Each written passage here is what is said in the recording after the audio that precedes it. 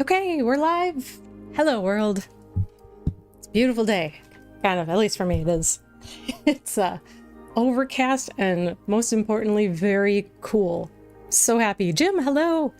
Coffee and donut or tea and donut. Good way to start the day. Excuse me. Goodness. It's a little like humid and allergy-ish today, so it's having a little effect. Yeah, it's super cool out. It's gorgeous for me. I love it. But as soon as I was about to hit the go live button, right across the street, they started mowing the lawn. So I had to shut the window because it was pretty loud stuff.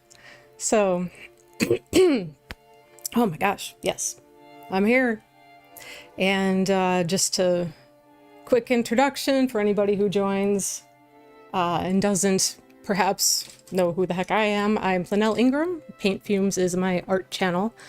And I am the artist. I have a background in design and illustration, and I do fine art with mostly mixed media these days. A lot of experimenting on this channel and messing around and trying things, encouraging everybody to do so along with me. And yes, welcome.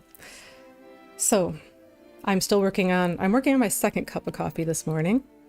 And what I have going on here is I'm actually going to do kind of a self-portrait, which is not like I don't do very much in the way of self-portraits, but I wanted to try to have some fun with it and maybe make a better header for my channel, because it's just sort of like chaotic and doesn't say much of anything about anything at the moment.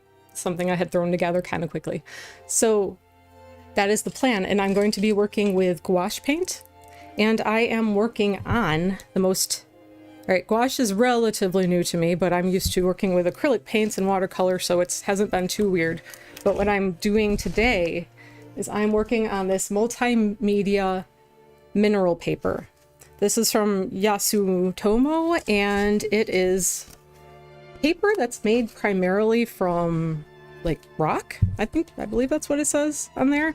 It's like rocks and maybe a little bit of plastic element to it. It has kind of it's a waterproof surface, and it is acid free, and it's kind of a vellum type surface too. So probably not too different from a lot of the work I've been doing in my little mixed media paper sketchbook on a lot of my sketchbook session videos. The paper feels very similar to that. That's slightly vellum. This is a lot thinner though. The paper is quite thin. So it will be interesting to see how it goes. That's something that I would consider in terms of what medium I chose to use on it. Something that dries really brittle. You might not want to work with on this because the paper can potentially, especially once you finish the work and you tear it out, if it moves around a lot, you could crack it. The gouache I'm working with is acrylic gouache, so it has an acrylic binder in it. Goodness sake. So it's kind of like it gives it a almost plasticky kind of a ability to move a little bit. So hoping that will be fine. So we're gonna do some playing with gouache, and I kind of was thinking, so most of my work, like my paintings proper, if you will, if you were to go to my website and look at my paintings, they're all very mixed media, and watercolor, acrylic maybe is the base, depending on if I'm working with watercolor paper or canvas. And I use a lot of collage and other materials on top of it. And so I'm not really sure how this paper would handle collaging. If I did some stuff in the background, I was kind of thinking I would like to do that with this piece.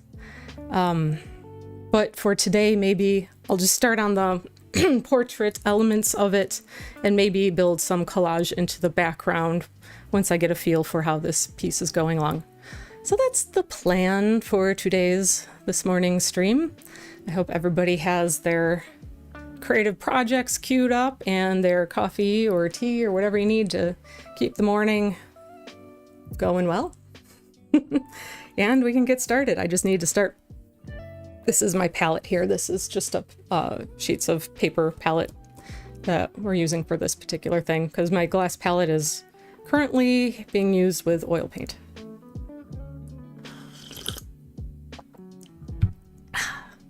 Oh, and I do love this mug. See, it says perky, damn it. Because sometimes you just have to convince yourself. Okay, so let me think about, I've not planned, outside of getting my stuff out and having it nearby me, my bin of gouache paints and my palette and my brushes are here, and some water. And I actually have the sketch ready to go because I did it a little bit of time ago and then got busy and forgot about it and then pulled it out again when I was kind of cleaning up in here. That's kind of how it goes. So let me see, kind of think about what I might want for colors for this guy. I'll need some kind of flesh tones for sure. And I was wearing these glasses when I took that picture, and you know, I love them because they're fun color. So we're definitely gonna need some yellows in there. My hair is currently purple, so we'll use some purple, and I always... What do we got? One thing that throws me off a little bit, these are Arteza colors, that's the brand. They had a really good sale over, like, what was it, 4th of July weekend or something? And they don't, a lot of the colors aren't called what you normally expect colors to be called. Like Prussian blue, yes, we know what that is. But tomato red? I don't think that's something you see too much when you go into the art supply store and you're looking at your reds. But it seems to be pretty close to like a cadmium or even a cadmium-free red. Do I want any greens? Usually I don't always put greens on my palette. I usually hate the ones that exist. I'm not a big fan of the tones that they have. Usually prefer to mix my own greens. All right. And you'll also notice, if you ever watch me painting people, portraits, which I tend to do quite a bit of, I virtually never put brown on my palette. Aeroset, hello, good morning. Hello, hello. I know, not morning for you. I always have to remember that. Good day. So yes, where are we? Yeah, building my palette, paint palette. I think this is where I'll start. I got everything else nearby if I need it. But yeah, I don't use much in the way of browns. And I tend to just, the closest thing would be like this pastel yellow, which has got a bit of a tannish effect to it. So it looks like there's something more in it than just a little yellow and white. There might be some other tone in it that neutralizes it a little bit, but this is what we are going to build my initial palette from. No browns. This is the plan. Okay. And we'll see. I don't know. I don't usually work with black too much unless it's like an accent graphical elements. Depending on the piece, of course, too, but yeah, we'll see if I decide I need it. My initial like thing is if, oh, I'm working with gouache on a picture like this, like it'll be more illustration-y, but I kind of want it to be more representative of just how I work generally. So I'm just gonna kind of just go for it and see how things come together. When I am there. Couldn't have gotten further if you tried. I love it. Well, it is within the 24-hour span of a day. That's kind of where I landed out on that, I know. Close enough, maybe? Not really, I know. All right. But yes, I'm so excited that we finally broke the heat here, and the high today is like 69. All I need is it to be a little less humid, and I'm just going to be in heaven. This is my kind of weather. And as you see, I'm still wearing like a tank top and I'm wearing shorts too because I'm a crazy person that runs a little hot, apparently. So sweater weather for me isn't until we're like mid-50s. Maybe. And I'm speaking in Fahrenheit because I'm really bad at knowing my conversion off the top of my head outside of just a couple of ear marks. But yeah, no more crazy hot. Fingers crossed. I think it's going to be a really nice weekend this weekend, which is great because it's a busy one, which seems to happen a lot these days. Is it wrong to say I kind of sometimes miss the days of the crazy lockdowns where there was absolutely nothing going on and nowhere to be anyway, so you just stay home and whatever. I have to admit, it was kind of good times for me. I mean, not good in the sense of what was happening in the world, but for me, I kind of thrived on the being stuck at home. The art is in the organizing stage. That's an all right place to be. That's kind of the fun and exciting before you finally get into it, which sometimes can be the scary part. Just getting that like slightly over the hump. Now we're doing it. Which is fun though too. One of the best ways that I figured out when it comes to like that, not saying that this is the case for you, but just in speaking generally, that having that kind of paralysis about actually starting, where I know for myself in the past, I have certainly, I didn't expect that to be so light. Even though the color like matches the tube color almost perfectly. Go figure.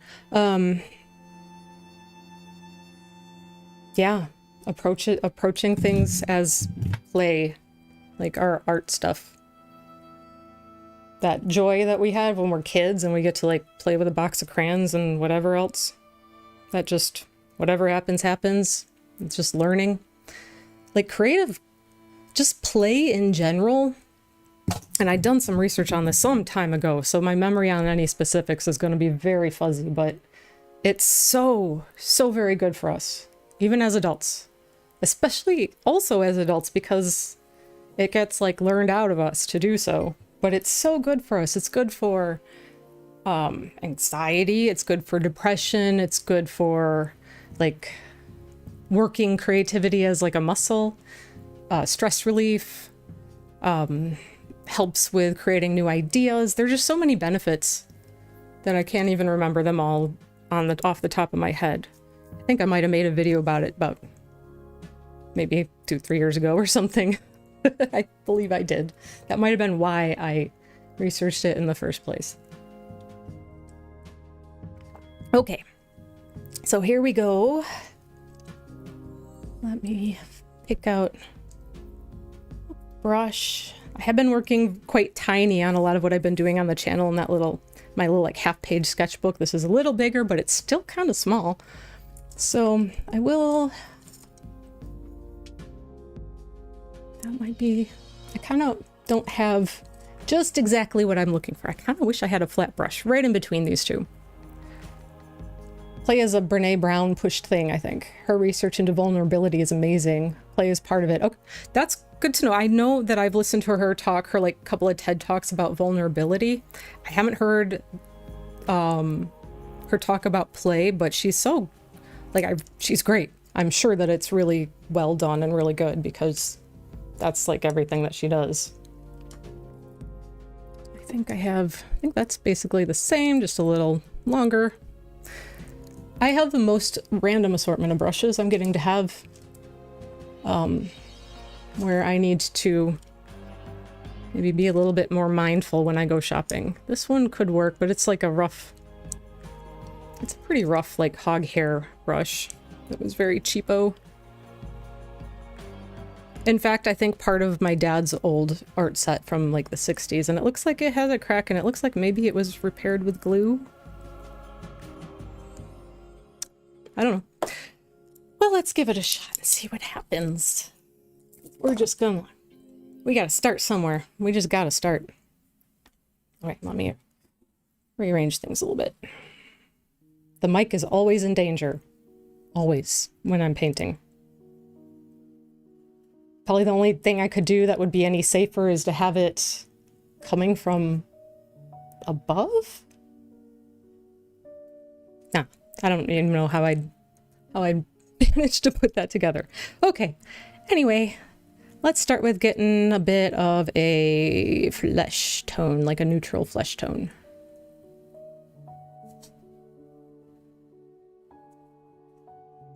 Try to mix a decent amount, and there's just a little bit of water in here.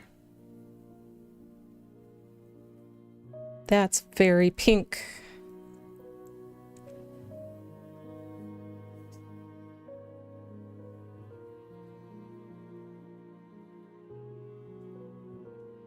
And I can have a pretty pinkish undertone with my skin, so that's not entirely wrong, for sure.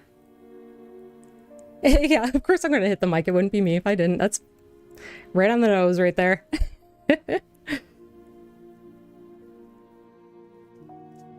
Just a teeny tiny bit. My blue. Help it neutralize a little bit. Because this might actually be more like...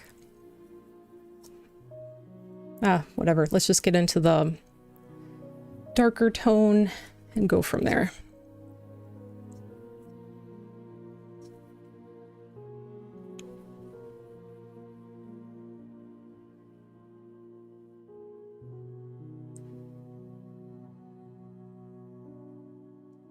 I have been doing things a little bit like this with when I'm painting acrylic, where I'm going more dark to light, because I'm generally used to going light to dark with watercolor.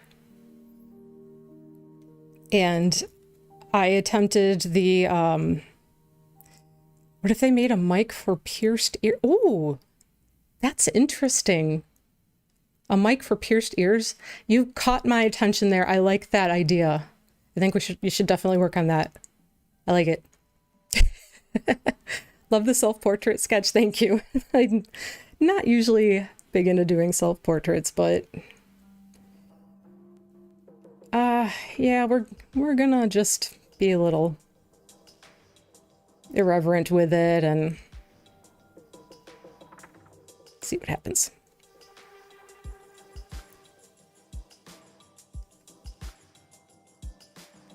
And I'm working on this new paper that I haven't done before. This is the mineral paper.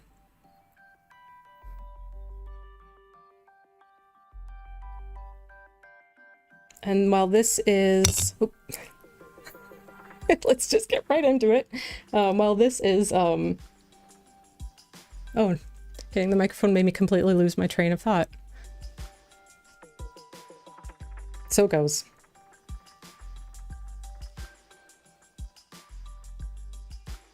Like, I'll keep it fairly simple. Yeah. And my thought with this is to just, like, put it, if this is not terrible, use it, like, as my, a new header image for the channel, because what I have there now is just generic nothingness.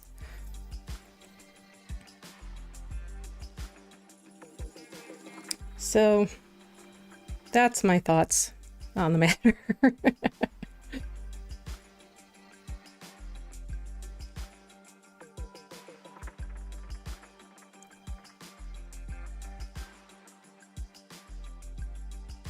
It's very slick paper, so I'm definitely seeing a lot of brush strokes.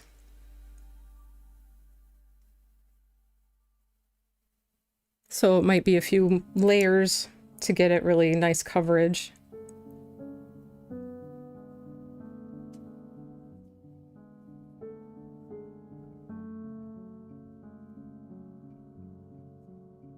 This brush is a little big for this, but I'll just like lay in my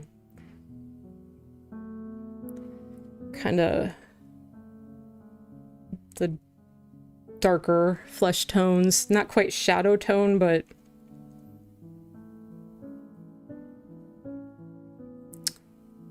close enough to get in my darker areas a little bit.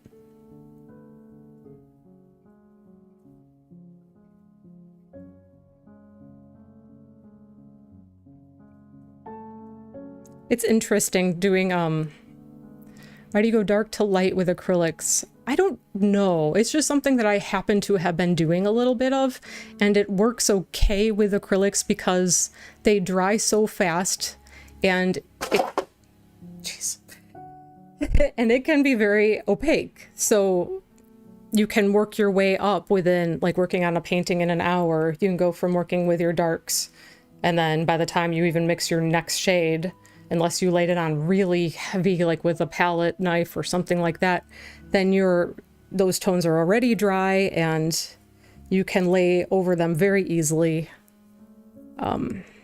Otherwise you're blending very quickly. So it works okay to do that. So it's not as much of an issue of which you do when you're working with acrylic paint, which goes first or which goes last. It becomes a preference. I just like the look, I think, of building to the lights, of painting the highlights on top, as long as I can get them in the proper amount of opacity that I need.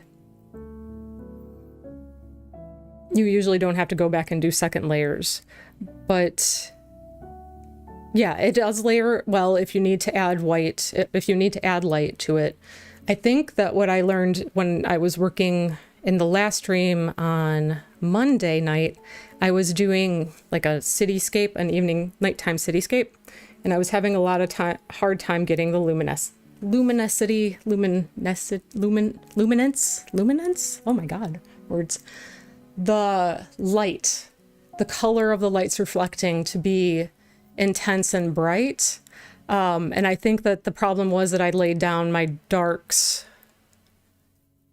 and worked towards adding those. And from everything that I'm trying to understand about it and what I forget when I'm just starting and trying to absorb all of the things and then something gets bumped out the brain on the other side, is that if you really want saturated light colors, they kind of need to be laid down on their own. Like if you start with those and then build around them and kind of keep them as themselves when you're working with oil paint, because it's wet, like especially when you're working like I was, which was sort of wet on wet. It's really hard to not, like, that stroke that you put down where you want that really intense color will just blend or pick up what was underneath. So I think that trying to do something like that probably requires a little bit of more planning. And it seems that trying to do kind of an alla prima approach where it's like painting all at once when you don't really know what you're doing already, you're setting yourself up for problems, because if you don't really know how things work, you're going to struggle, as I did. So it's probably better to just, as I'm learning the medium, kind of take my time with it, let it dry between layers, so that I can just continue to work and see how things happen and so forth. At least for the time being. As I figure out whatever it is that I am doing. Thanks for that. I have my acrylics now, but I'm hesitant to crack them because perfectionism. But I have a sketch down in my mixed media pad to compel myself. Yeah, for some reason I could not say luminosity. Ooh, I think I got it that time. Every now and again, some random word just you get stuck on. That's me. Ah, yeah. Oh well. Oh. And sticking my arm in the wet paint, as I do also. I can be a little bit of a walking disaster.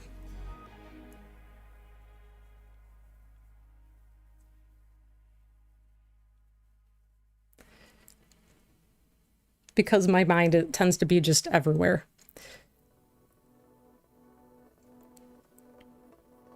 So spatial awareness falls off the list of priorities when I'm doing things.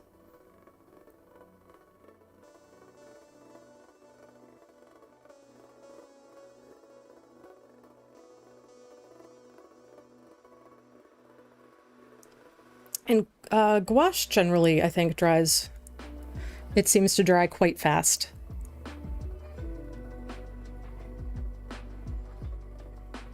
So that's something about working with it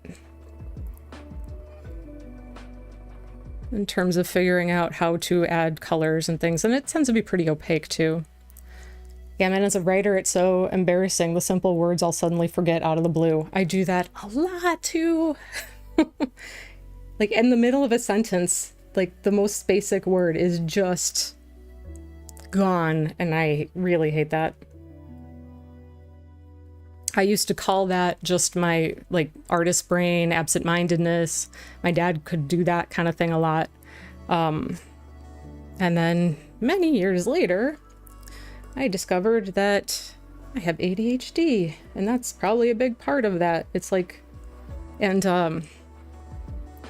CPTSD or PTSD can also sever connections between areas of the brain where like maybe a word is in one bunch of neurons and your other thoughts you're coming up around with the other one, and sometimes it takes a little while to get the things to connect because we've kind of pulled them apart to protect ourselves in some way. It's crazy stuff. Very interesting though. But yeah, I thought, you know, it's kind of interesting to work on a self-portrait a little bit because I haven't done one in a very long time. It's not really like the thing I go out of my way to do ever. And it kind of goes along with the thinking of things that I've been doing too, things I've been working on. The brain rewires itself. Yeah, the human brain, I guess brains in general are really fascinating. And I love psychiatry and psychology. I just am fascinated by it all, learning how things work, things that go wrong, why we do or think or say the things that we do is just all endlessly fascinating. It's so cool. And it's also like trying to understand yourself too, which is part of it as well, which is where my initial, I think, interest comes from as part of that. I'm not going to be too concerned about the details when I'm getting further out in the painting, because it's kind of just gonna be about like just right here.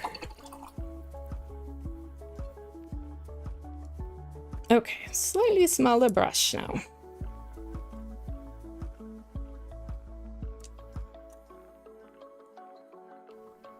Like, yeah, let me use the giant 1/2 inch, 3/4 or 1/3 inch brush on my face, but when it comes in my hand, we can't be sloppy like that. But I work with, I have a really good therapist right now, and I'm really lucky.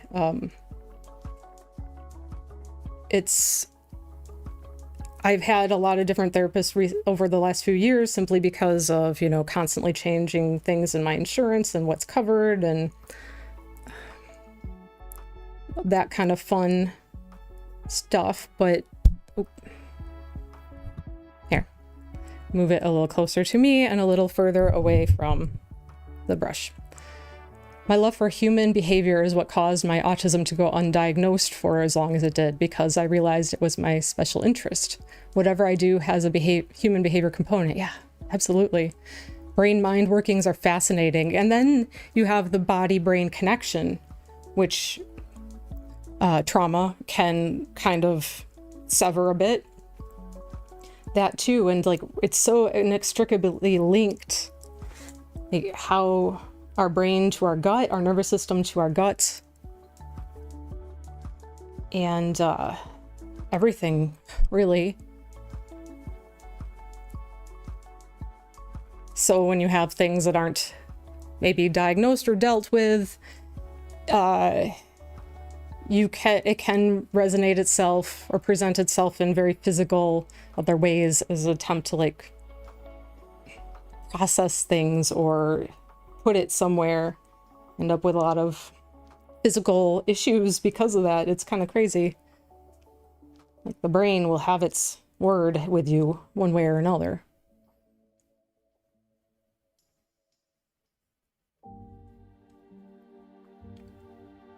Also means I can appear confident. I know how to read people and I know how to keep a conversation.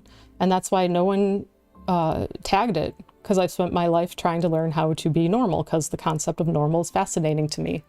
Yeah, and also masking, which is just like, just the thing you have to do because you have to function in a space or whatever. I also was very late diagnosed with ADHD because nobody was looking for it in spacey, weirdo little girls in general. Like it just wasn't, like it was all the little boys getting diagnosed for it that were hyperactive, but it presents differently in girls, and we're just starting to like understand that.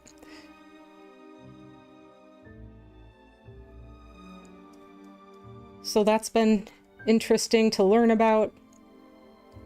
And also myself for the longest time, I thought there's no way.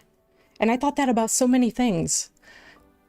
I have issues that I struggle with, as many people do to some degree. Depression, anxiety, ADHD, and such. It's all of those things I thought I didn't have because all I knew about them was really pop cultural representations of them. So it's like, well, I do get out of bed and go to work every day. Like, it's really hard, but I'm doing it, so I can't be depressed. I'm not in a nervous ball in the corner pulling out my hair and crying every time I'm stressed, so I obviously don't have anxiety. Yeah. Meanwhile, those things left unaddressed for a really long time can really spiral out of control too, and lead to a lot of like more significant issues than they might have otherwise. Exactly, it makes me an amazing masker, and big agree on the recent scientific discoveries with women being diagnosed in general. Yeah. And just this morning, on BBC News channel, they were talking about these girls with autism that weren't getting proper diagnosis and how it was affecting their health physically and mentally, leading to sometimes them dying either. I mean, I'm sorry, trigger warning here for a second, so tune out for a minute if you don't want to talk about this. It's fine. But committing suicide because things were miserable and they didn't get the help that they needed or understand what their problems were. One that they were talking about directly was a girl had developed an eating disorder, and it wasn't because of her body image. It was because of all of the rituals and needing things to be a certain way and sensitivities to the noise of the dinner table, to textures and food, like all these things that drove her to not be eating like she needed to, and nearly killed her because of that before she got proper diagnosis. So it's really, there's still a lot of work to be done in the world of mental health, but at least like things are happening and we are understanding more. Developments are being made.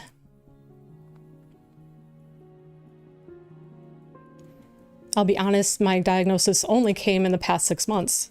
I'm 38. I have many different issues in my life I've been trying to crawl out of for decades. I didn't have the diagnosis. I wouldn't expect to be here in a few years. Yeah, it's sometimes things really go to an extreme before we get the help we need or are able to. figure those things out. And so it often takes a lot of our own work to get there, because people aren't helping, people aren't offering that observation about us. We have to figure out those observations of ourselves. It's actually given me hope for myself for the first time ever. It was such a relief. I cried myself to sleep. Isn't it something? It was so shocking to me to get that diagnosis. And there was this level of kind of like depression that came with it for the loss of all the time in my life that I've been struggling and not getting anywhere. And what could have been if I had known what I was struggling with, why I was struggling, that it wasn't just like these moral failings, which it sure felt like most of the time, because that's just the world we live in. And I have people say, like, why did you need the label? And it's not about necessarily just the label, but it's about the understanding that it isn't just a moral failing. I just work a little bit differently, and there are resources and things that I can help me understand and work differently to make things better. And you need that label to get to that point. And that can be a hard thing to explain, because there's still a lot of misunderstandings. There's still a lot of stigma still about getting that diagnosis, those diagnoses. Yes, if I had the resources support, a big part of me just wants to go about creating networks for neurospicy people so we can support each other, because as we are currently, society doesn't accept. We need to rely on our communities. Absolutely. Absolutely. I agree with you 100%. Like, just because your brain works those ways doesn't mean that we can't do anything that we want to do. I think we just have to go about it a little differently, right? Which is totally fine. Society is starting to understand that it's okay to ask for help. Yeah, and it's so important, because so many people that don't get the help end up in so much of a worse way.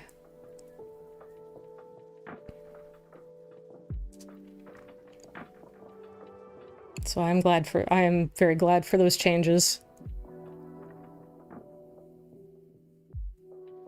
And there's still a lot of folks and responses right now that you see, like, oh, everybody has this these days. Everybody has suddenly autism and ADHD. And it's not new. We've always had it. We just finally understand. We just finally get to understand that. It's not a new thing.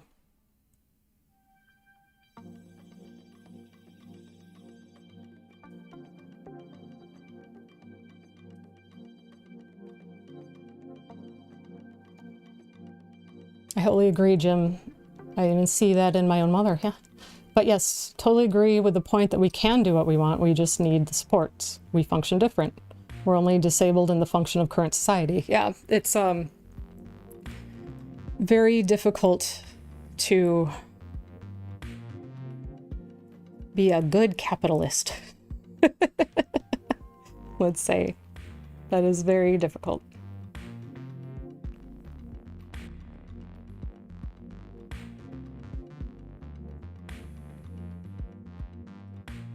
Okay, sorry, I'll stop and calm down.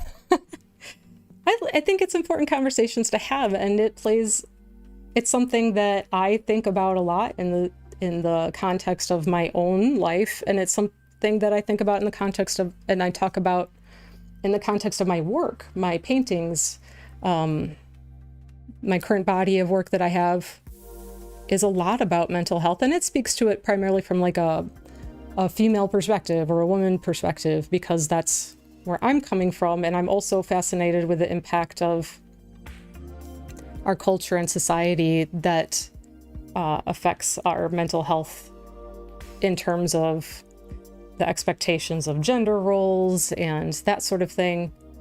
So it all seems to feed into itself. Maybe the right way to put it. I'm not sure. But yeah. No, it's something that I read about a lot. It's something that I address in my work. It's important topics to talk about and to stay aware of.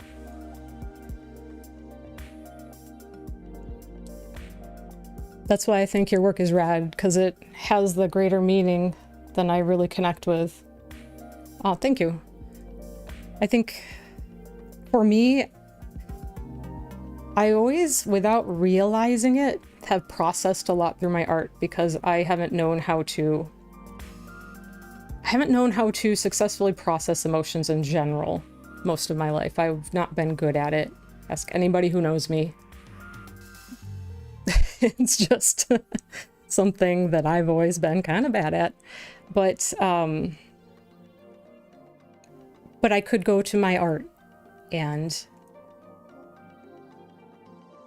paint it out. And I didn't realize that that was what I was doing for a really long time. It's really kind of been a fairly recent, like the last year, realization where it's like I can go and look at artwork that I created in the like almost at any point in my life and be like, oof, that was very on the nose about what was going on, but I didn't realize it at the time. I didn't see it as that when I was creating it. It was just the thing that came out of me. And I find that very equally fascinating. So I still I think that gave me a little bit of an edge in the sense of being able to like paint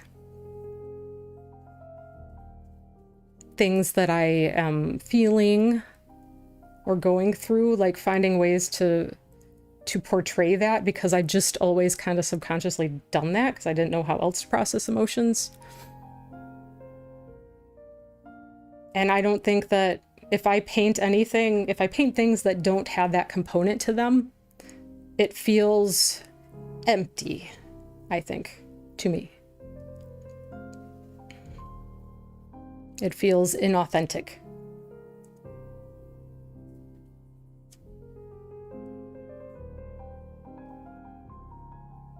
So I don't know that I know how to create artwork in any other way. Anyway, you know?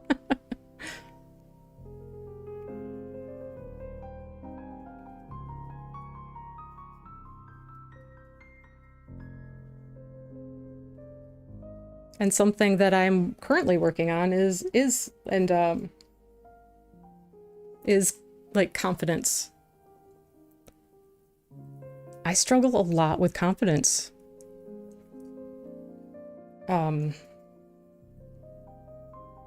And it comes out in, you know, destructive kind of ways in terms of where I get in life or where I don't get in life.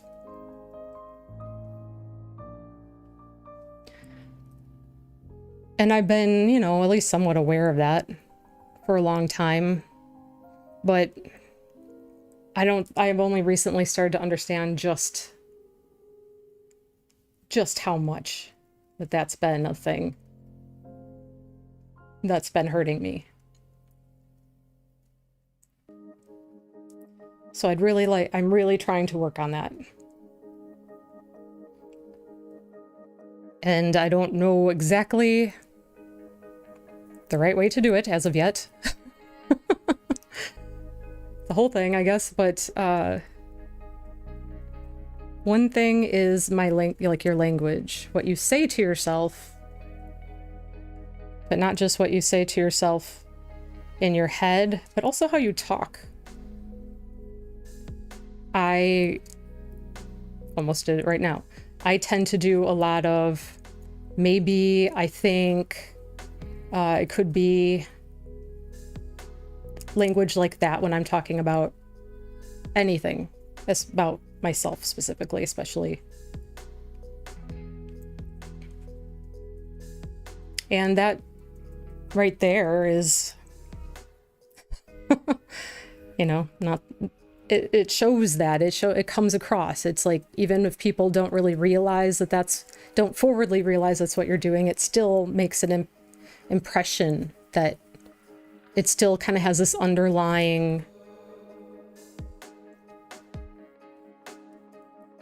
implication that people pick up on, whether they realize it or not.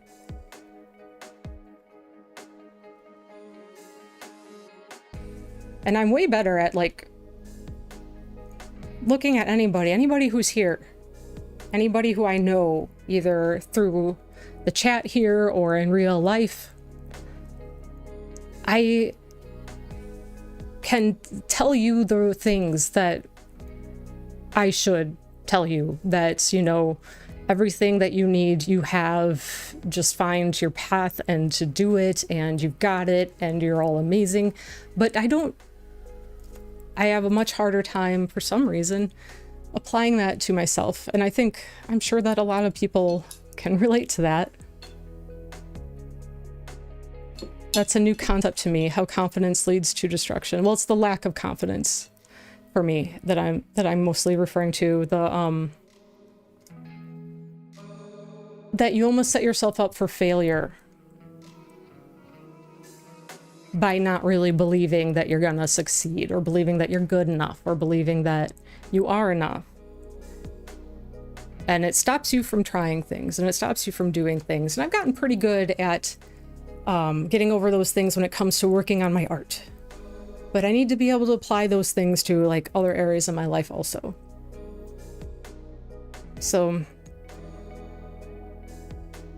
I believe it is possible, because I've been able to apply a lot of that to the way that I work with my art, but have to get there. And it takes a lot of like self-evaluation and self-reflection. You have to be able to see the things, to be able to address the things. And that can be tough. I know it is for me. You got this, you're amazeballs. Ah, well, thank you. I think you are too. Okay. That's been some crazy directions this conversation has taken today. But it's appropriate in this, to me, in the sense that, like, yeah, I'm painting a self-portrait. This is a self-reflective process.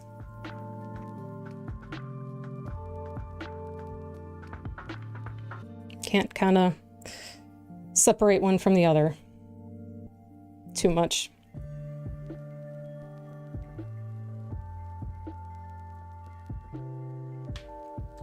Okay, let's get some, before I go in with my lighter highlights, we definitely need to like actually have, sorry. Some shadows.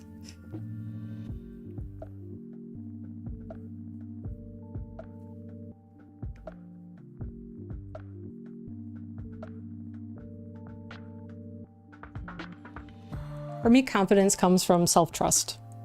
In a moment I need to be confident, it's like I sit back on my heels and ground myself and trust myself.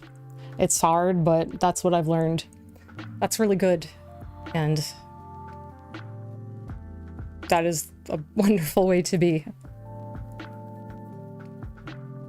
I'm not great at trusting myself yet, I think. Still needs work. But hence that's, you know, that's life, isn't it? Never gonna have everything figured out. And just being aware that I got some things to work out is sometimes half the battle.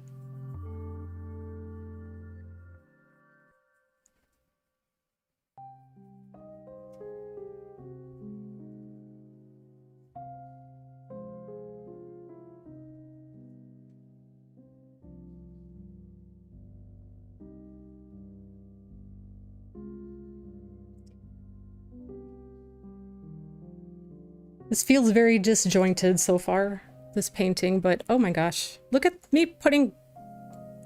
You see this? That's paint.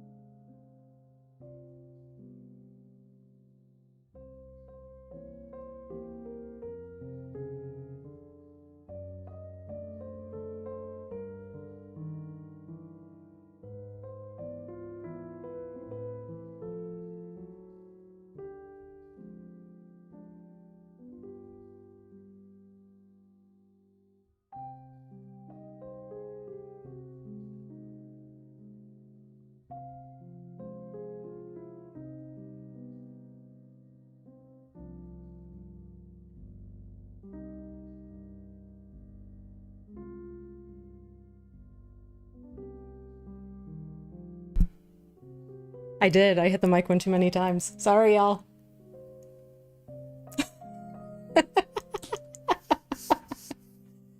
Oh my god. Hey. Everything falling apart. It's all fine. Everything's fine all the time. Can you hear me now? Oh my lord. I tell you what. Who lets me out of the house in the morning? Wait, I'm still at home. Terrible. Okay. Continuing on.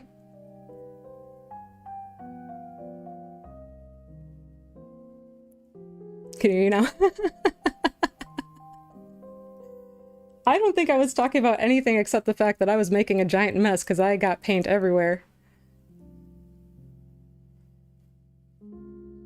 I just made a huge mess with paint.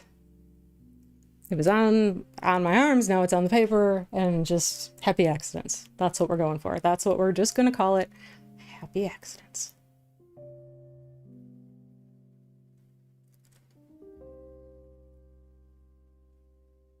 Find ways to make it work.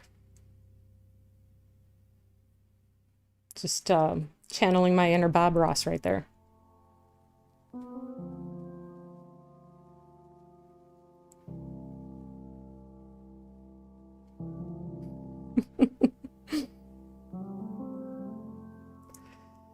I tell ya.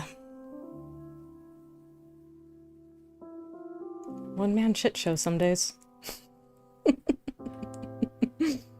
Oh yeah.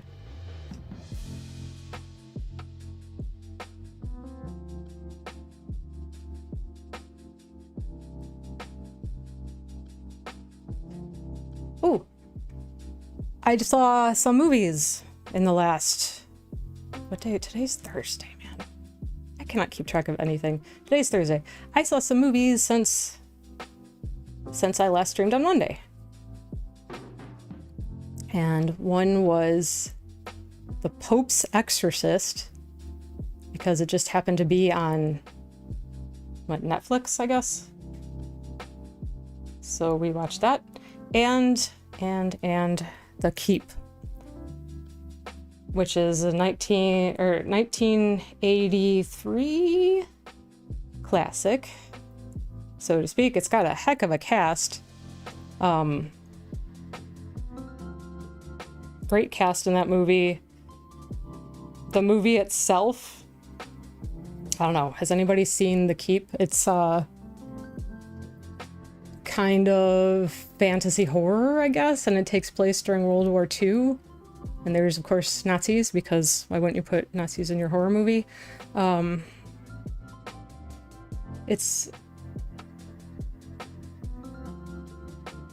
It has some serious pacing problems, is what I get from it.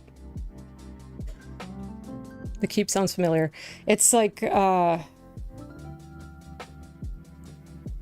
there's this place, this pass through the mountains, and then there's this keep that's built there that the Nazis come and occupy. They want to control the pass.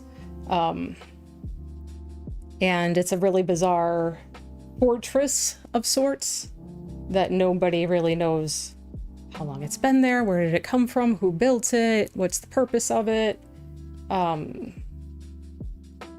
But something bad starts happening at the keep once they're there, and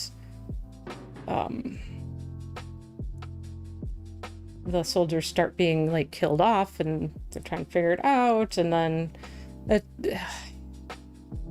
Sir Ian McKellen, before he was a Sir, is in it, and oh my gosh, there's some kind of significant names in that one. I don't remember the names now.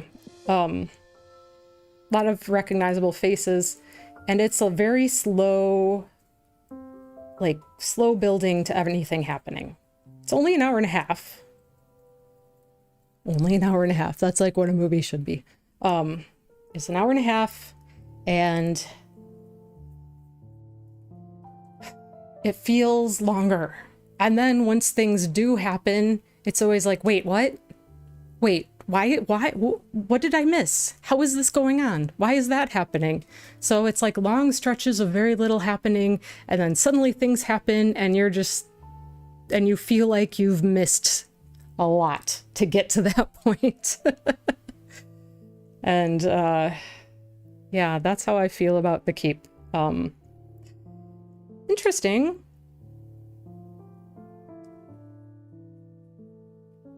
Not really answers to any of the questions it sets up. Not really.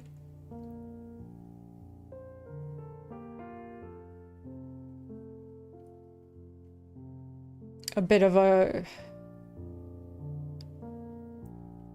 little bit of commentary about the evils of man, I guess. I don't know. It's interesting. I wanted to kind of watch it because I remember seeing when I was a kid, and it would have been on TV at some point. I don't know, no idea what channel or when. I was quite young.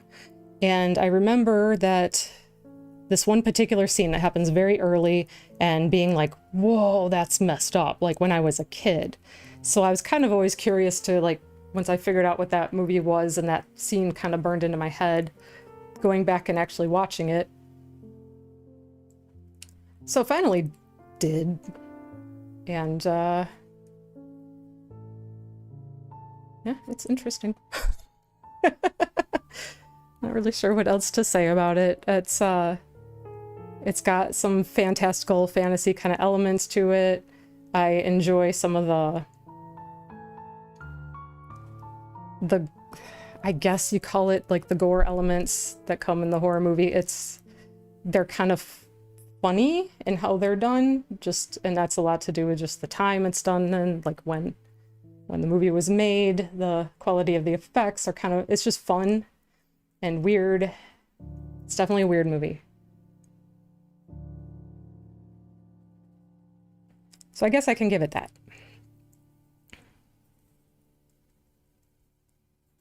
If you like weird movies, you may enjoy it. It's just kind of slow, which doesn't usually bother me. It's just that when things happen, it's so fast, and I remember seeing the beginning of The Keep a long time ago. Yeah, I'd seen like a scene from the beginning, and then some years ago again, like actually seeing the beginning and then falling asleep because I put it on before I was going to bed. So finally just sat through it. So I don't remember what came up that made me think of it recently to do it again. The Pope's Exorcist is the one with ridiculous Russell Crowe. Yes. And I mean, Is it weird to say I kind of enjoyed his ridiculous performance in that movie for him? I'm not the biggest Russell Crowe fan, but the movie's I mean, it's Hollywood horror, so it's every trope you could imagine is in there. And the whole, like, trying to write off the church's sins. Like, oh, the Spanish Inquisition, it was actually a demon all along pretending to be part of the church. Like, got a hard eye roll for me on that one.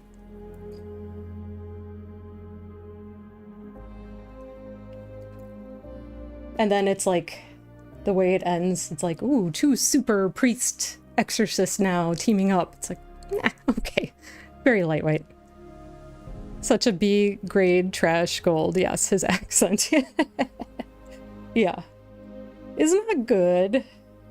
But it's kind of mindlessly entertaining. It's all the tropes about your typical exorcism type of movie, just with a bigger star in it, I guess. Am I still running my arm through the paint? I don't think so. I don't think any of that's fresh. Okay. Let's start getting some highlights in there a little bit.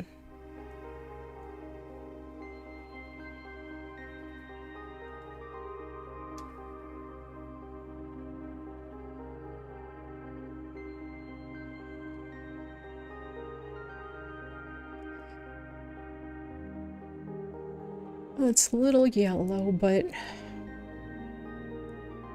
just trying to go very, very, very light on my additions to the color.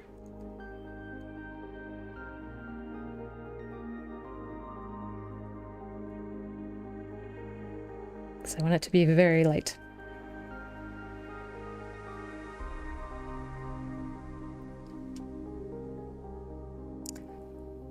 I am the Exorcist badass. Yeah, that's pretty much how it's done, isn't it? There have been some other trash gold B grades with big actors. There was one with Eric Bana, I think. He plays a cop that has to hire a priest. Lots of exorcisty shenanigans. Yeah, there's been... I kind of get tired of all the exorcist-y movies because they tend to all be kind of the same. But every now and again you come across something that's kind of fun.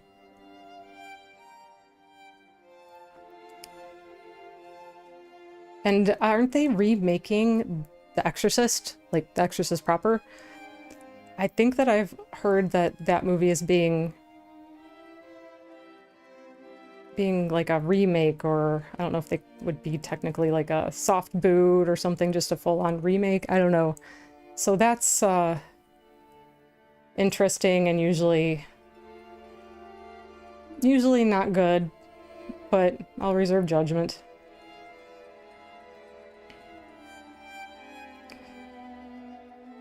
I have to admit that for as much trash as like Exorcist 2 is, like what terrible movie that is, I really, really like The Exorcist 3. Like, I put that up as just a good movie. I like that movie a lot.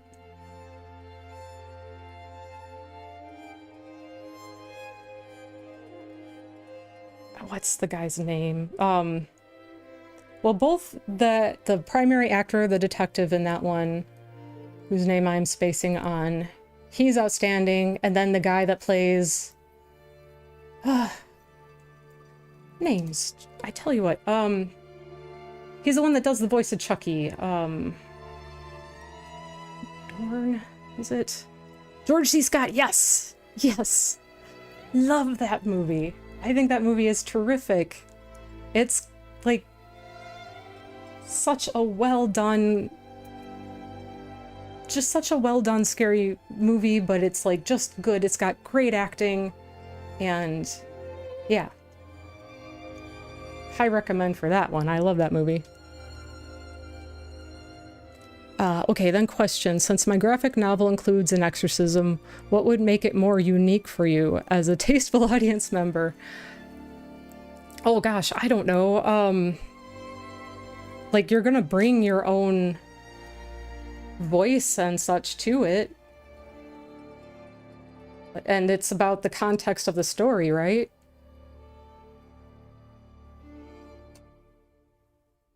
Like, I think what I don't like about so many of the exorcism movies is that they feel like cheap cash grabs. Like, there's no... It has nothing to say. It's not about anything. It's not... It's just scary movie made for cheap. Let's hopefully it makes some money. It's just that kind of thing. And that's where I'm not a fan of them. So it comes down to like what your voice is, what your point of your story is. That's what's going to make it unique and interesting, is you.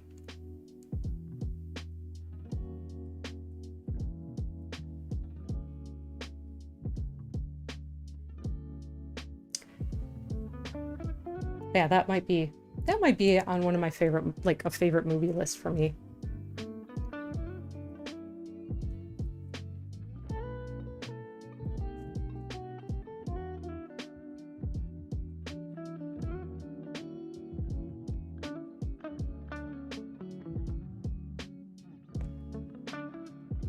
It's looking very sloppy right now, but trust the process. We're fairly early on in this painting.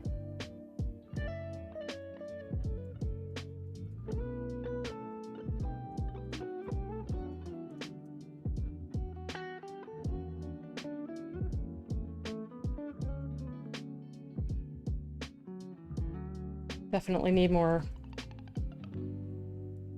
layers to get there. I don't know that I love the way that this paint goes onto this paper. But it might just be a matter of getting a few more layers on there and seeing what I can get out of it.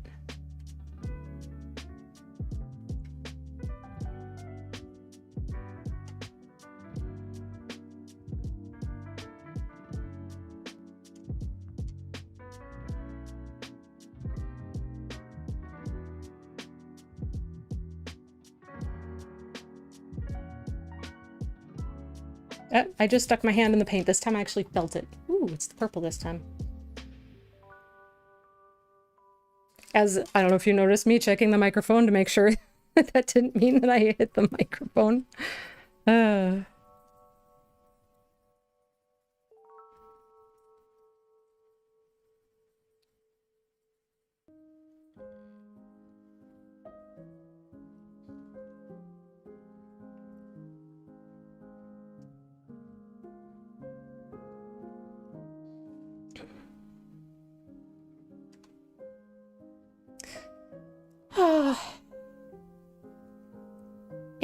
Okay.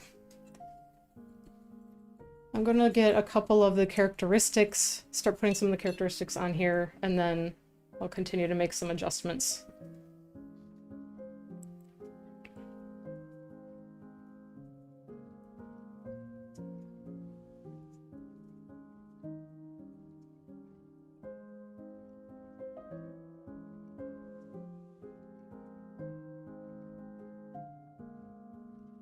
I haven't seen The Red Door yet. It's still on my to-watch list. I'm kind of waiting for it to be, like right now it's like $20 to watch it or buy it online, so I'm kind of waiting.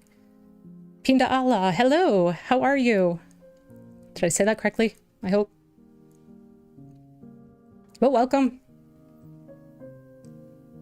I am working on a self-portrait. I'm trying gouache on mineral paper. It is an interesting process that I'm just experimenting with. I think I might need to go to a smaller brush at this point.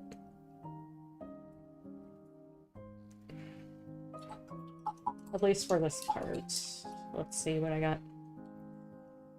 What do we got? Maybe just something with a...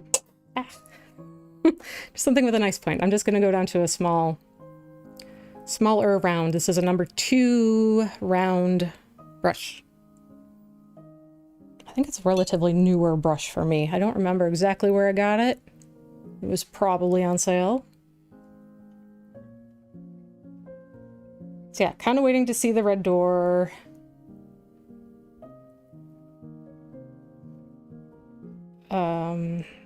Yeah.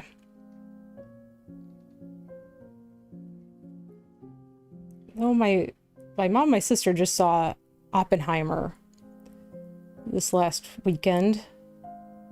I do want to see that, but I am definitely one to, like, I'm not a big fan of going to the theater. I prefer to watch movies at home, especially when it's like a 5-hour movie. So I can take breaks, pause the movie, use the restroom, get something to eat, whatever. I definitely prefer that. I think that color is a little too red.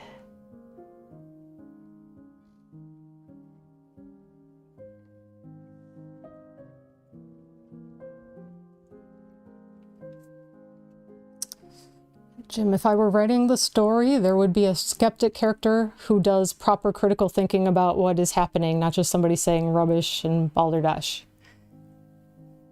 Yeah, I mean, it's like, and at least they do bring this up in that Pope's Exorcist movie, but so many exorcisms happened before people understood mental health.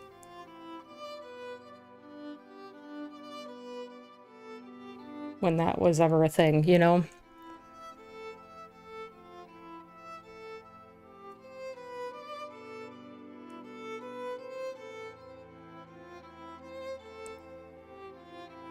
So yeah, maybe ruling out all that stuff too. And I think that that's something that the original Exorcist movie did really well. Was how the mother goes through all those steps to try to find the scientific answer, the medical answer, and just gets to the absolute point of desperation when she seeks out the priest, because she's not even religious.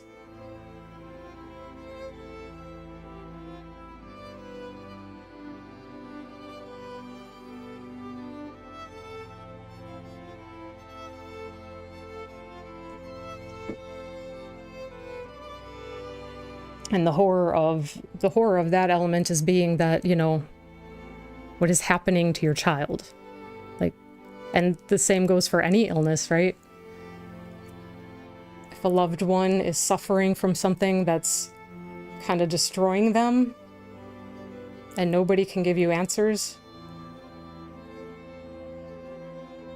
that's kind of the real fear, the real nightmare right there.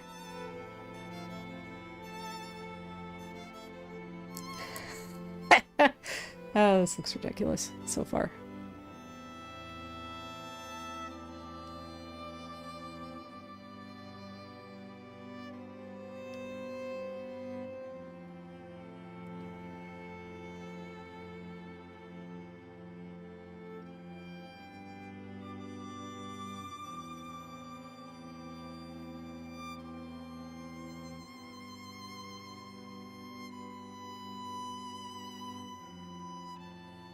Listen to the podcast, The Skeptic.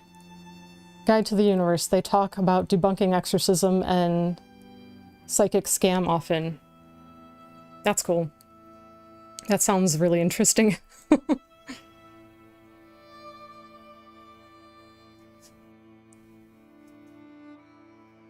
Yeah, the Scully character, right?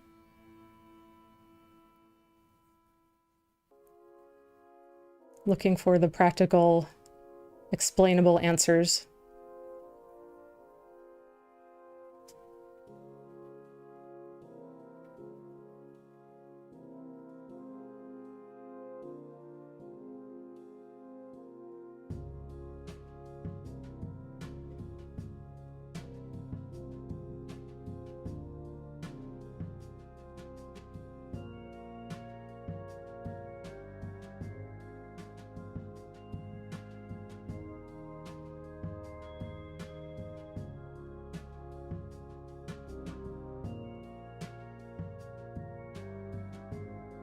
I've been kind of in the mood to watch a really good documentary recently.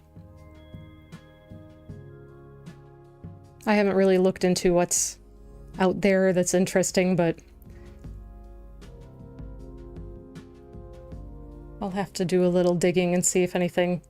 Like, I love a good documentary, but it kind of, like, almost... I need it to be something that's, you know, interesting in terms of just the things that I'm interested in the world in general. Helps a lot to pull you in and want to take the time.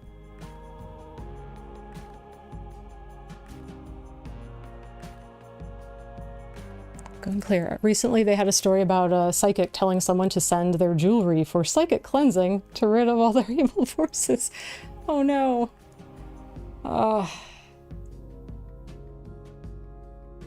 And you know, it's easy to look at those stories and be like, how do people, like, who would actually fall for this? And we know that people do, otherwise people wouldn't run these scams.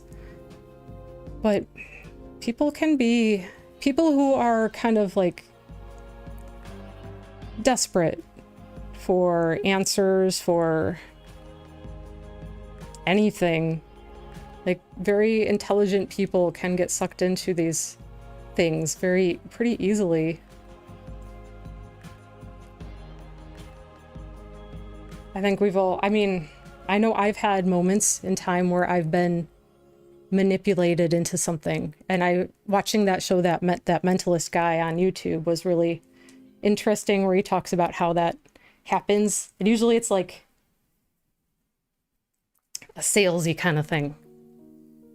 And I always, so, you know, it's been a long time since it's happened, but like back in the day where you'd actually go to a mall to shop for, like, I was shopping for Christmas gifts or something one year, and one of these guys at the kiosk somehow managed to get me to buy these like nail polishing sets, even though I don't really know anybody in my life who's really into doing their nails a lot. And I was so mad at myself for like falling for it and buying the damn things.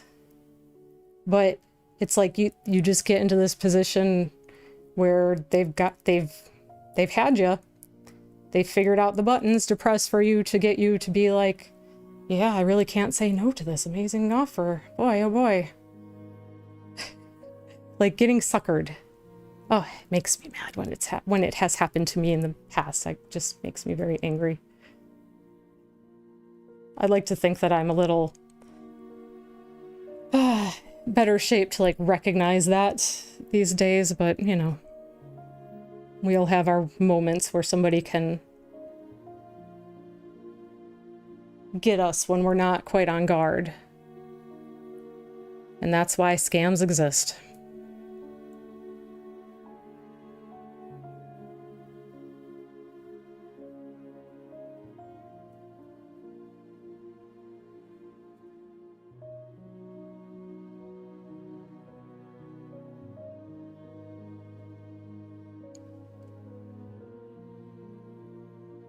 The Jinx is also amazing. Going Clear is about Scientology. Oh, I think I've heard about that one. The Queen of Versailles is like no documentary I've ever seen. It's not actually about historical France. Huh. Interesting. Do tell.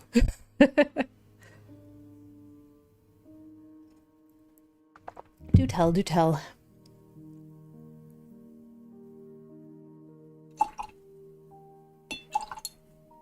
The things I really get excited about have often a lot to do with psychology. I just really so interested. But there's a lot of other things.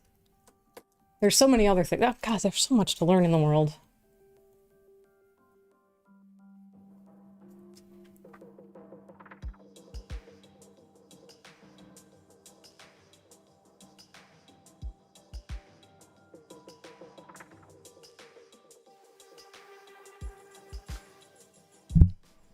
Nope.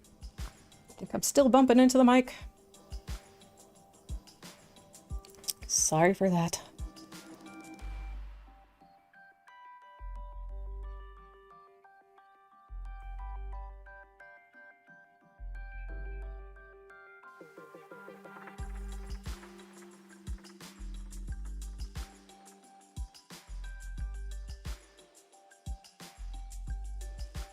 I really was interested in watching that channel where it was the mentalist, like, kind of talking about behaviors and those types of things. But it was that particular channel, I think it was the behavioral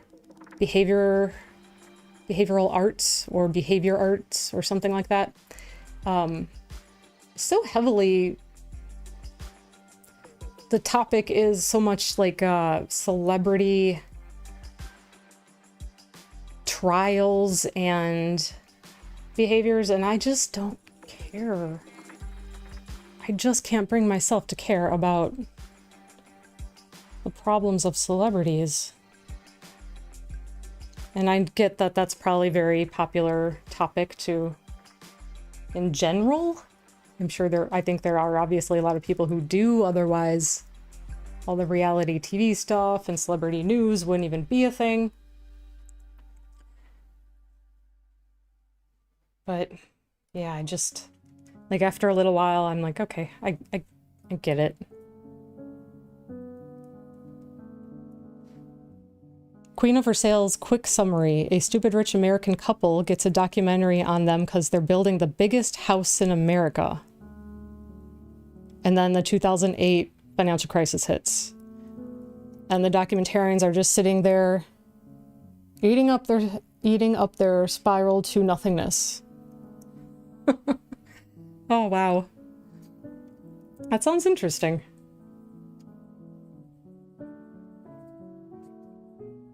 There's been so many financial messes since, you know, our generation becoming adults and how it's affected. Like, my sister went to school to become a pilot. And, like, right after, like, very shortly after she graduated is when 9/11 happened. And the whole airline industry just imploded. And it took a really long time for it to recover. And that affected her career, her ability to, like, to make a living in that industry.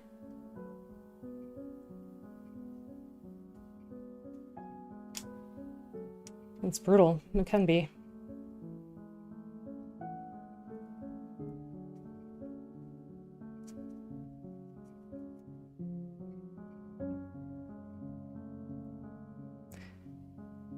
If you like human behavior, seeing a blindly rich couple suddenly get slapped with reality. Fascinating, in my opinion. That probably would be fascinating, because there can sometimes seem like such a reality disconnect between haves and have-nots.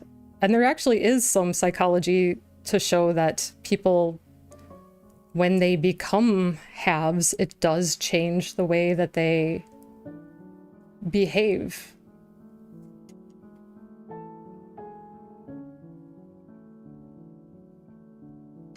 The way that they function in the world, the way that they see people, other people. Which is quite fascinating also. And just makes a good case for, maybe it's not a thing that should even exist. Like, these insane, crazy, rich... I don't know. Anyway, that's getting into politics and... yeah. I do have... It's sort of like swearing. In my life, I swear, more than I should. But I do try to not do it so much when I'm streaming, to try to, like, keep... I don't, you know... I don't want that to be something that, you know, becomes problematic. I don't want it to necessarily be like the most defining characteristic of myself. And the same thing, I guess, with, like, politics are a little bit inextricable from a lot of the topics that I do talk about. That is a truth. But I do also try to not get too hung up on those things on here either. I just don't want to make anybody feel like they're not welcome. I have a lot of opinions, but yeah, I hope that, I don't know if that makes sense. You ever catch me streaming, it's going to be unleashed. I don't think there's too much swearing, but my audience isn't kids. Yeah, well, yeah, same. But yeah, I don't know. I just... something that I guess I just didn't want to go to. Like, you do hear me swear on here. I just try to, like, not be as too over the top with it, I guess. I don't know if anything makes sense about that. I'm sorry. Hitting the mic.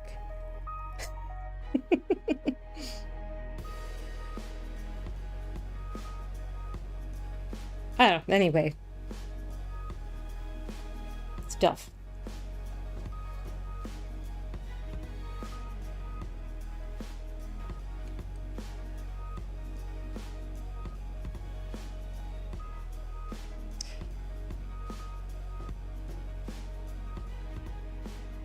It is a bit of a mess, but I'm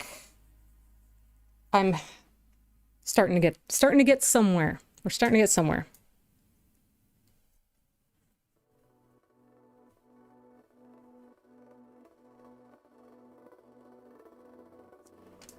If there are people who don't like it, cool. There are many other streams different to politics, so yeah, I think that that's true. Like, if they don't like it, then they're just not your audience, right?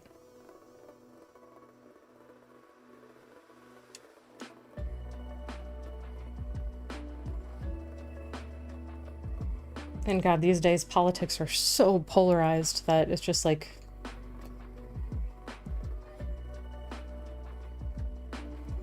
there are some things that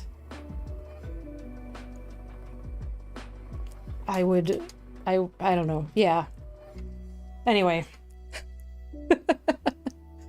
I'll just leave that where it is, I guess. I don't know. I just hope it doesn't come up too often. I have some very strong standings on certain topics for sure. And those are things that you will hear me talk about on here.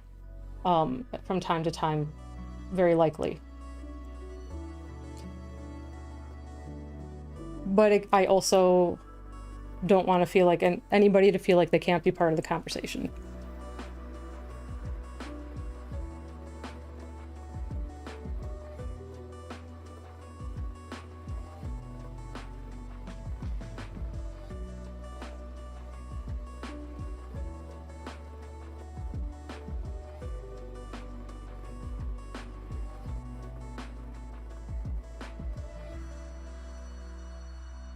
And that's a point. Like you said, if people don't like what you're doing, there's plenty of other streams and they can go in their own direction. And that's the truth. And I think that that is something that some people can get lost on when it comes to the internet. Not everything has to be for everybody.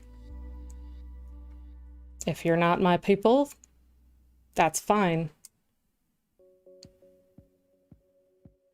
And you don't have to say so before you go on your way. Everybody can just have their things, do what they want to do, and that's okay. Only thing that's annoying is the people that gotta let you know on their way out the door. It's not for them, and so they think it's garbage or whatever else. That's the internet. Right.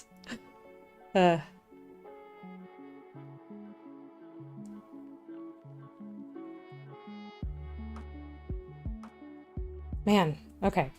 Conversations have been in all directions today.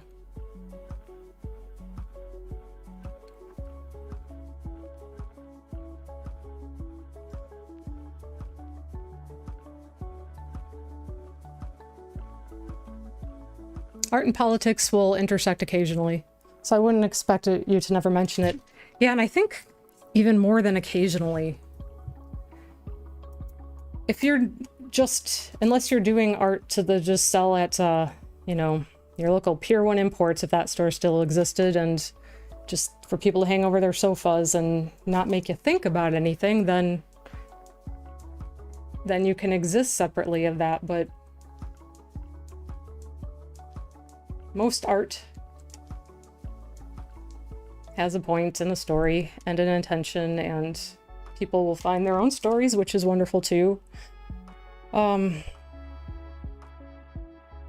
Yeah. Yeah, there's like, the truth is, yes, there's going to be some things that come up just because of the nature of what my work is about.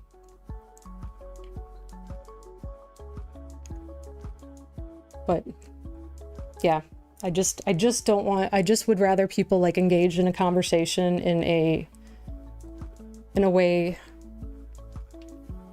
that isn't, you know, fling and poo.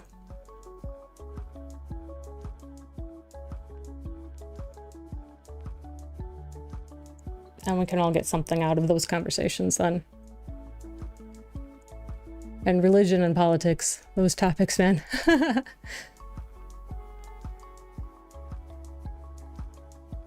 Yeah, you know what? If that's what your work is about, then that's what it's about. And that's the point of it. And that's, there you are. Like, nobody's work is going to be for everybody, right? That's just the nature of the beast. And that's fine. That is okay. That is how we are. That's how we create.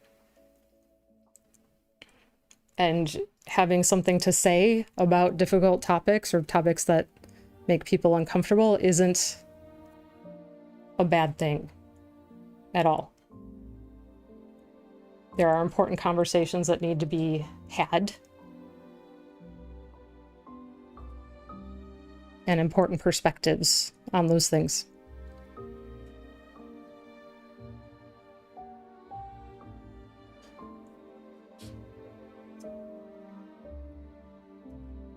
So sometimes, yeah, you'll offend people. They're not your people. If they don't want to just engage in a conversation about it and see somebody's different expression, there's somebody's different experience.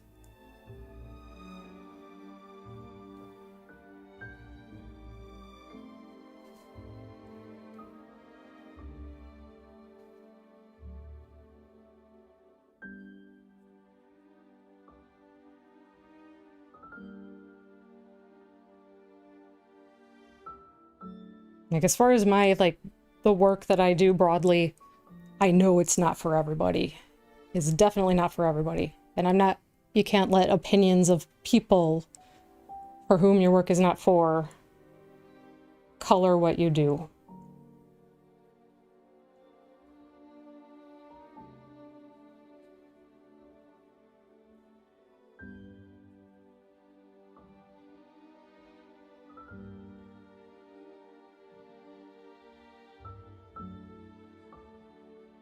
Yeah. It's okay because I have purple hair. It's okay. Look how expressionistic I'm being.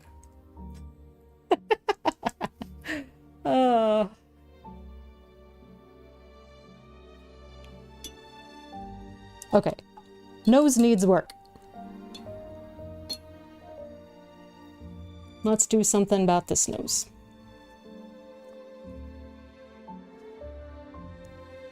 And try not to stick my hand in the paint anymore.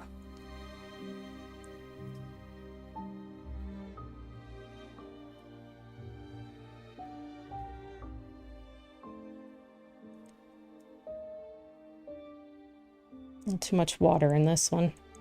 Brush was a little too wet. Mix some more paint in there.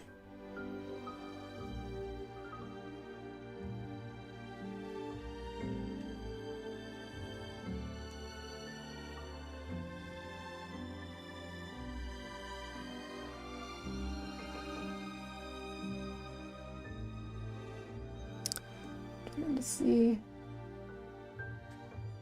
Still haven't ordered my new glasses. So the fact that my reference photo is about a little more than arm's length away from me, either arm, it's not particularly helpful.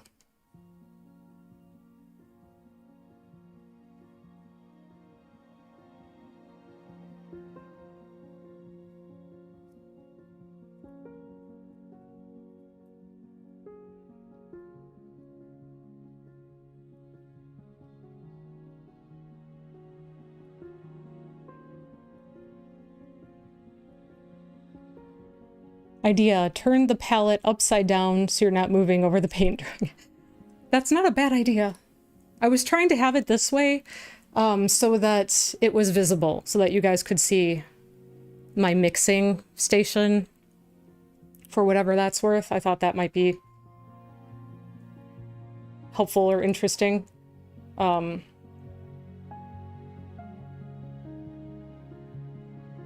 yeah. We're already this far into it.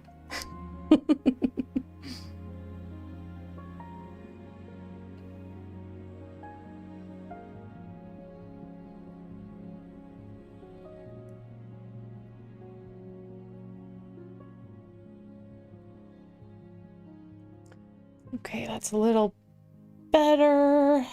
I will still have to paint the nostrils back in.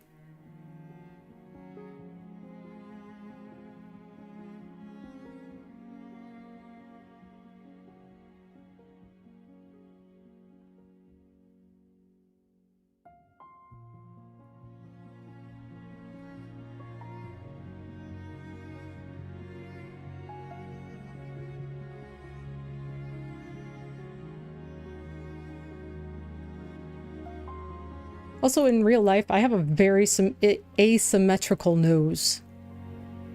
I'm guessing I must have been broken at some point in my life.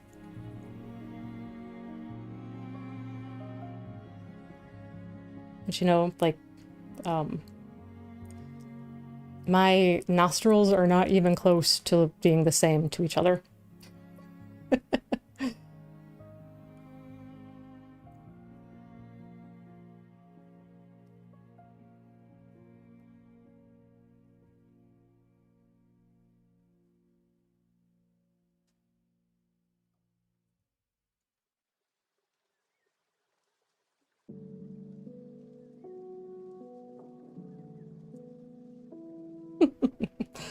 I might have made my nose a little too wide there.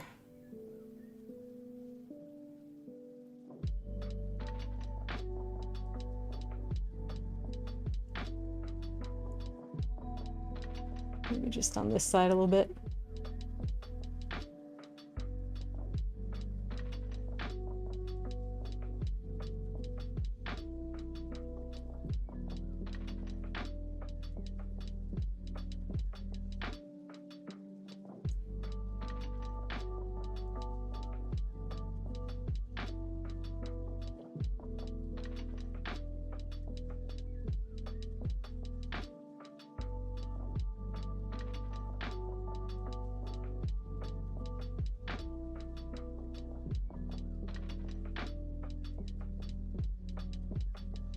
I'm painting with gesso. What is this stuff? With gouache. It's interesting. Or at least kind of translating it to the way that I paint.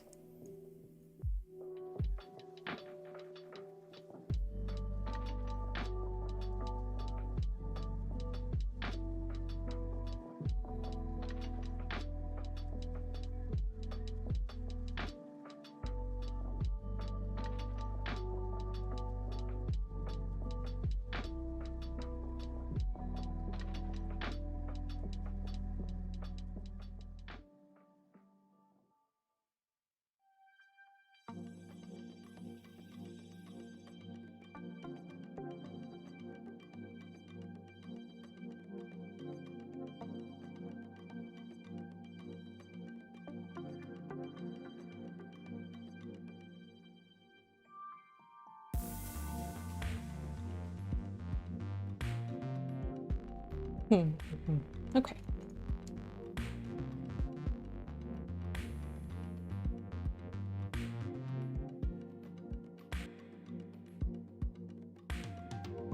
Oh, that's an ugly color.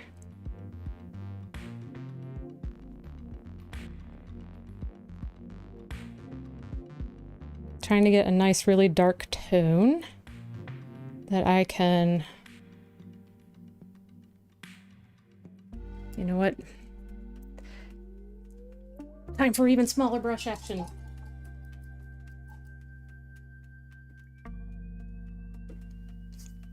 See how much more I can get done in like the next 20 minutes. Oh gosh, what do we got here? This is number 2. It is a oh no, where did the word go? The round, it's flat but rounded.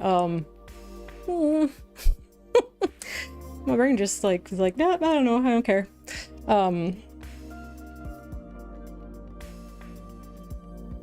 Starts with an F. I don't know.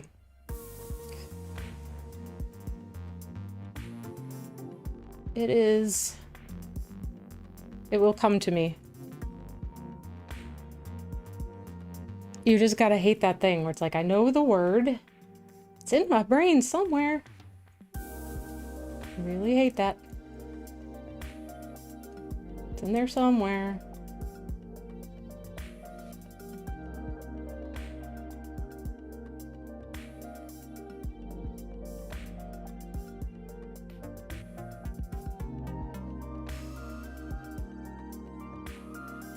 Okay. So as long as I have this darker color mixed, I'm going to start doing a couple of the little particularly dark shadowy areas. Just little touches. The nose still will need to be refined here, but as long as I have this color mixed before it dries up, just go ahead and get some of these little... some of these details.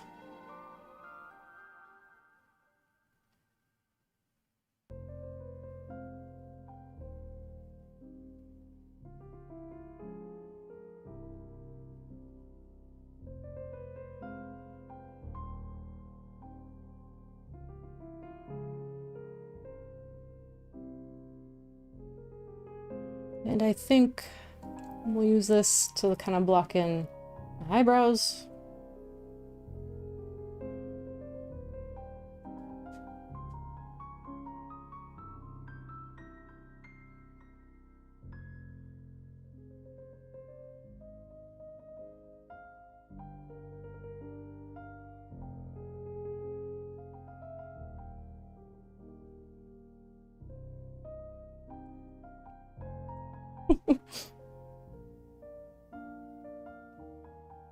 Like it makes me almost look a little evil.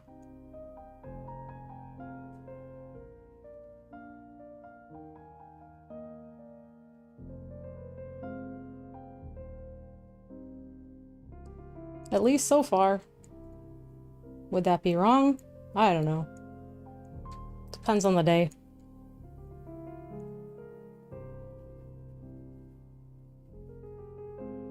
Definitely depends on the day.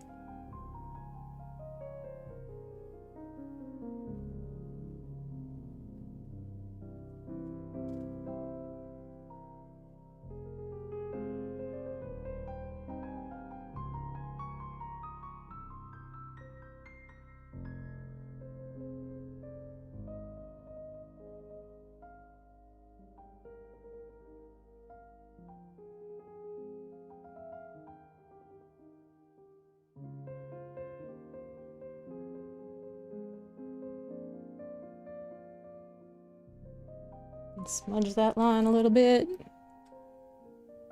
It needs to be smudged.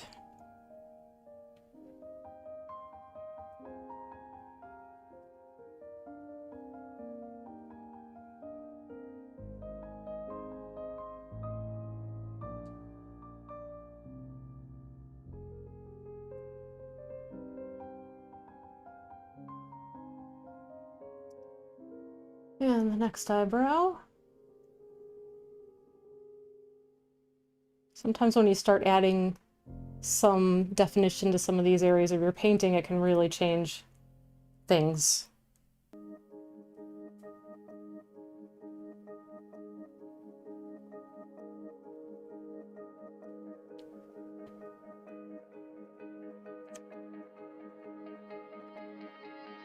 And then you can start to see more also in what you've already done, and what needs work, what needs to be punched up, what needs to be highlighted more, what needs to be shadow, what needs more shadow, more contrast.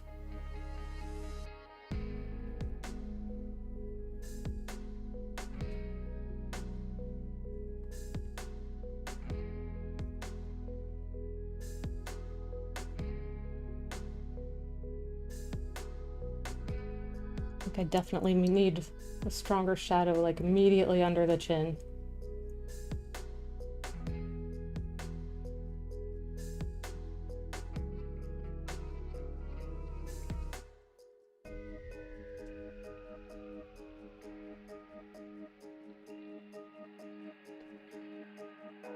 Probably under the lip here. It's a little strong.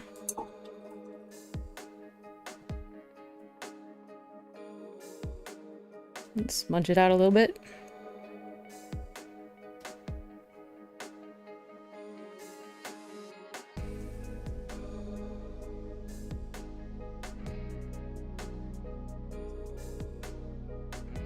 Oh, there's Mr. Watson. Hi, Bobby Cat. Did you come see what I'm doing? Did you come say hi? Really? Well, you got a little bit more time until it's time to get fed. Just a little bit. You'll be okay. Studio assistant has arrived.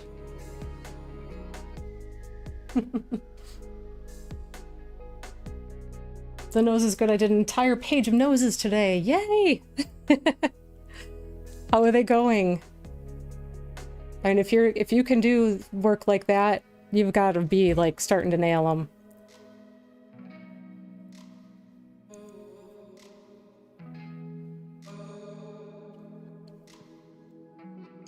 I enjoy noses because I just think they're so weird. And the ears too. They're just so like delightfully odd that I enjoy painting them.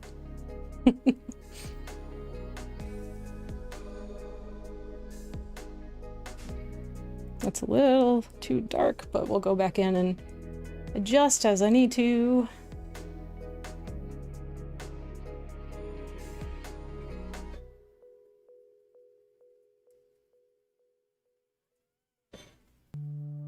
But they're better than they were, so I got that going for me. Yeah, absolutely. And yes, noses are comedy gold. It's so true. And that just goes back to their kind of inherent weirdness.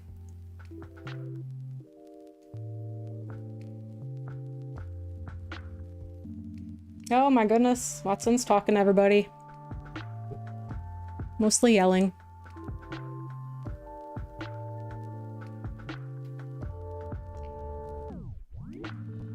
As he does. I think he gave up.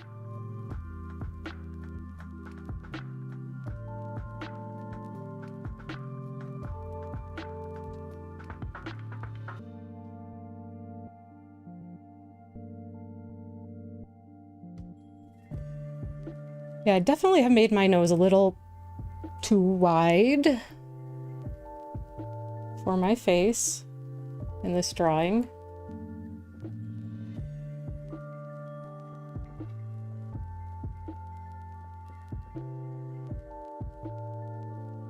A little bit. Not tremendously, but a little bit.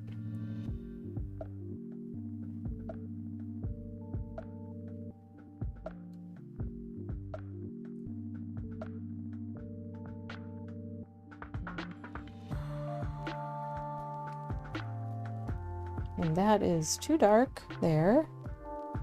Too pink also.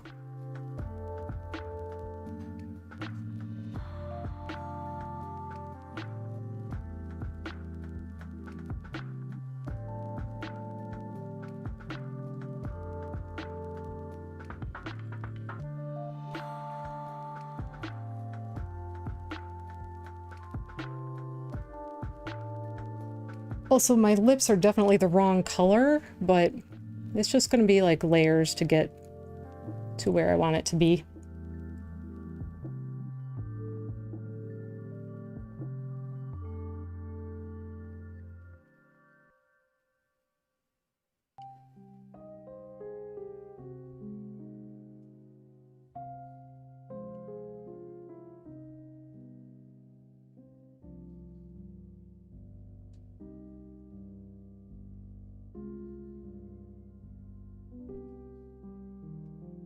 I think that Watson's decided that he just doesn't like to hang out in here when I'm drawing or when I'm streaming.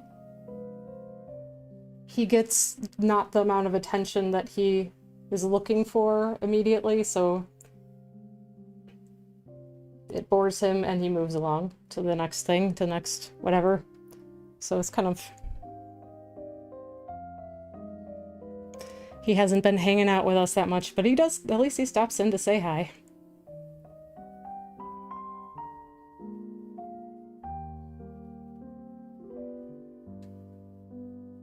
In general, he's just kind of come to not like hanging out in the studio with me that much. And I don't know if it's because during the summertime it's been uncomfortably warm.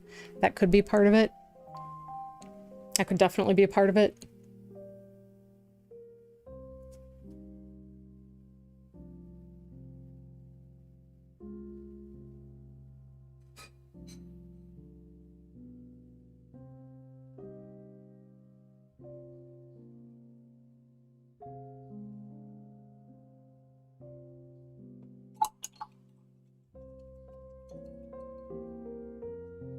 So we'll see as the weather cools down a hair, if he changes his mind about anything or not.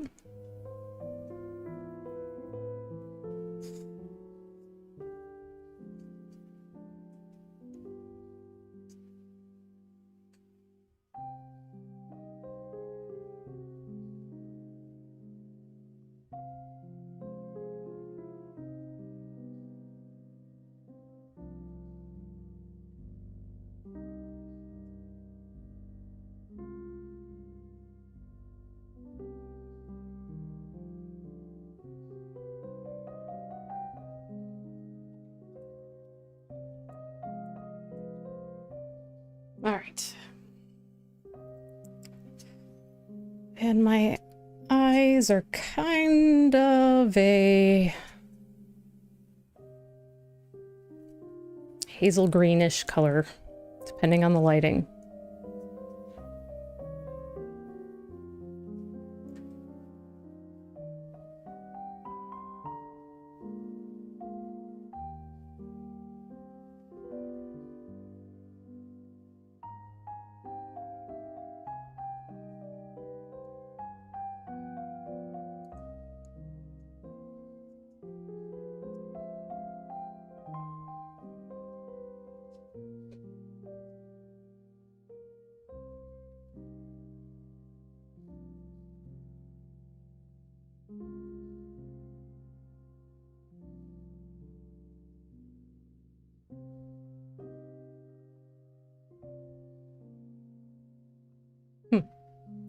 Well, having some of those features kind of blocked in there does help a bit. It's pretty rough still in texture, like the skin and such.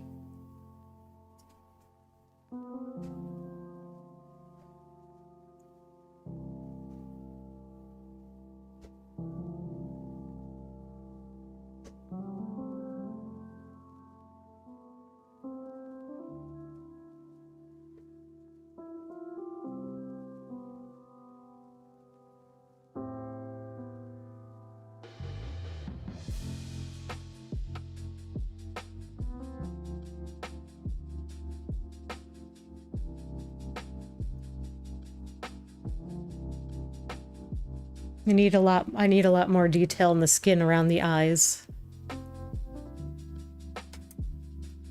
I keep losing my nostrils.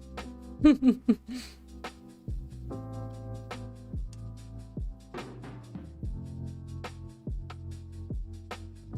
may notice the way I mix my colors is kind of just pure chaos.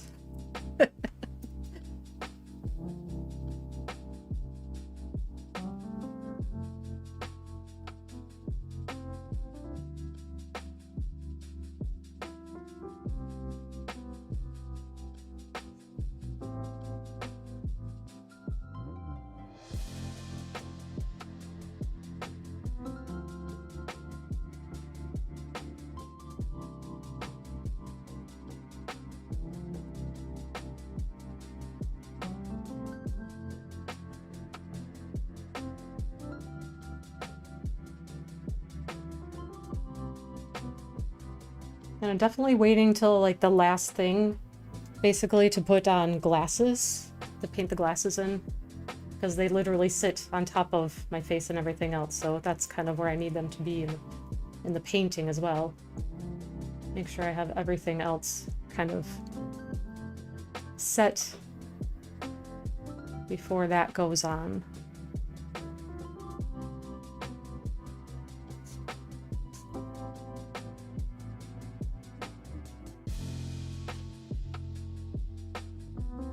Also, working very messy like this is something that I definitely, even though I am prone to just do that, it doesn't work for when I try to work with oil paints, because then everything just becomes a muddy mess. And unless that's what you're going for, it's probably not the best thing. Oh, he's back. It's lunchtime, isn't it? Yeah, oh, it is, I know. You're correct. Yes, I know. Time to feed you and myself. Alright, guys, it is about noon, about 12 o'clock. So, as good of a time as any. Hi, Bubby. As good of a time as any to say that's a good place to stop on the painting. Oh my goodness, you're so cute. And I will continue working on this. Possibly on Thursdays. Today's Thursday. Oh my gosh, it's almost the weekend. On Monday's stream then. Possibly on Monday's stream. Sorry about the mic. Back to maybe working on some sketchbook randomness, perhaps. Yeah, I'll figure it out by then. But in the meantime, guys, thanks for hanging out with me, and sorry conversations got random and weird, but that happens sometimes because, hey, I'm awkward. Thanks for watching. Thanks for hanging out. Have an awesome, awesome weekend, end of the week and weekend. Hopefully you got some weather you can enjoy wherever you are. I know I will be loving it. All right. Excuse me. Bye, guys. Gotta go feed the baby. See you next time.